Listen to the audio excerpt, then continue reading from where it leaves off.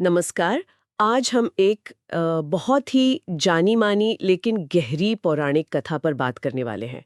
गणेश जी के विवाह की कहानी। जी हाँ, नमस्कार।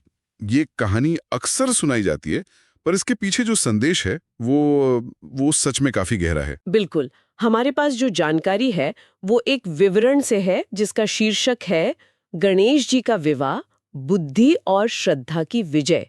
तो चलिए इसी नजरिए से इसे देखते हैं। ज़रूर। तो कहानी शुरू होती है शिव जी और पार्वती जी से। वो सोच रहे हैं कि अपने बेटों मतलब गणेश और कार्तिकेय में से किसका विवाह पहले किया जाए। ये एक आम उलझन हो सकती है। तो उन्होंने एक उपाय सोचा, एक तरह की प्रतियोगिता। प्रतियोगिता? हाँ, अच्छा, किस तरह की प्रतियोगिता थी ये? प्रतियोगिता ये थी कि दोनों भाइयों में से जो भी पहले तीनों लोकों का चक्कर लगाकर वापस कैलाश पर्वत पर लौटेगा, उसी का विवाह पहले होगा। तीनों लोकों का मतलब स्वर्ग, पृथ्वी और पाताल। ये तो बहुत बड़ी दौड़ हुई। हाँ, बिल्कुल। और यहीं पर कहानी में एक दिलचस्प मोड़ आता है। कार्तिकेय जी के पास तो उनका तेज रफ्तार वाहन है, मोर। हाँ, मोर तो बहुत तेज उड़ता है। वो तो फौरन निकल पड़े होंगे। जी बिल्कुल। कार्तिकेय जी तो तुरंत अपने मोर पर सवार हुए और निकल पड़े ब्रह्मांड की परिक्रमा करने। लेकिन गणेश जी। हाँ, गणेश जी का वाहन तो मूषक है, मतलब एक चूहा। वो बेचारा इतनी लंबी यात्रा कैसे करता? सही कहा। यहां पर लगता है कि गणेश जी तो प्रतियोगिता हार ही जाएंगे। रफ्तार का तो कोई मुकाबला ही नहीं था। तो फिर उन्होंने क्या किया? क्या वो भी निकले मूषक पर? नहीं, यही तो गणेश जी की बुद्धिमत्ता सामने आती है। उन्होंने दौड़ में हिस्सा उस तरह से नहीं लिया, बल्कि उन्होंने कुछ बिल्कुल अलग किया। अलग? क्या मतलब? उन्होंने अपने माता पिता यानी शिव जी और पार्वती जी को ही आसन पर बिठाया और उनकी 7 बार परिक्रमा कर ली। अरे वाह! माता पिता की परिक्रमा। लेकिन प्रतियोगिता तो तीनों लोकों की थी। हाँ, और जब उनसे पूछा गया तो गणेश जी ने कहा कि शास्त्रों के अनुसार माता पिता में ही समस्त तीर्थ और लोक समाहित हैं। उनके लिए उनके माता पिता ही उनका संपूर्ण ब्रह्मांड है। कमाल है, मतलब उन्होंने दौड़ की परिभाषा ही बदल दी। ये तो सिर्फ चालाकी नहीं, इसमें तो बहुत गहरी श्रद्धा भी है। बिल्कुल, ये बुद्धि और श्रद्धा का अद्भुत संगम था। उन्होंने नियम के शब्द नहीं बल्कि उसकी आत्मा को समझा। और शिव पार्वती जी वो तो ये देखकर बहुत ही प्रसन्न हुए। हाँ, मैं सोच सकती हूँ। अपनी संतान की ऐसी समझ और भक्ति देखकर तो कोई भी माता-पिता गदगद हो जाएंगे। निश्चित रूप से वो गणेश जी की इस विलक्षण बुद्धि और पितृभक्ति से इतने प्रभावित हुए कि उन्होंने गणेश जी को ही प्रतियोगिता का विजेता घोषित कर दिया। तो कार्तिकेय जी का क्या हुआ? वो तो चक्कर लगाकर लौटे होंगे। हाँ, वो लौटे। कथाओं में आता है कि जब वो लौटे और उन्हें पता चला तो वो कुछ समय के लिए नाराज भी हुए, लेकिन अंततः उन्होंने भी गणेश जी की बुद्धि का लोहा माना। अच्छा, तो फिर गणेश जी का विवाह हुआ?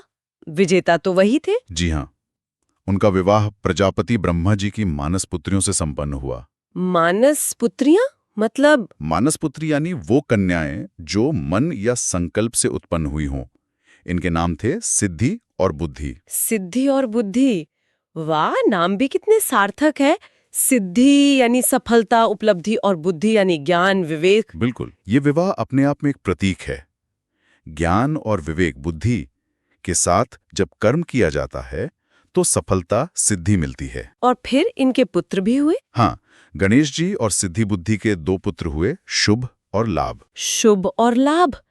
ये नाम तो हम अक्सर दुकानों और घरों के दरवाजों पर देखते हैं। जी, ये भी प्रतीकात्मक है। जब जीवन में बुद्धि और सिद्धि का योग होता है तो परिणाम स्वरूप शुभ, मंगल और लाभ, समृद्धि प्राप्त होते हैं। ये पूरी कहानी ही जैसे एक सूत्र है। तो इस कथा से हमें जो मुख्य सीख मिलती है वो यही है कि सिर्फ शारीरिक बल या संसाधन ही काफी नहीं होते, है ना? सही कहा। बुद्धि, विवेक और श्रद्धा ये ज्यादा महत्वपूर्ण है। जैसा कि ये श्रोत का शीर्षक भी कहता है, बुद्धि और श्रद्धा की विजय। गणेश जी ने यही साबित किया।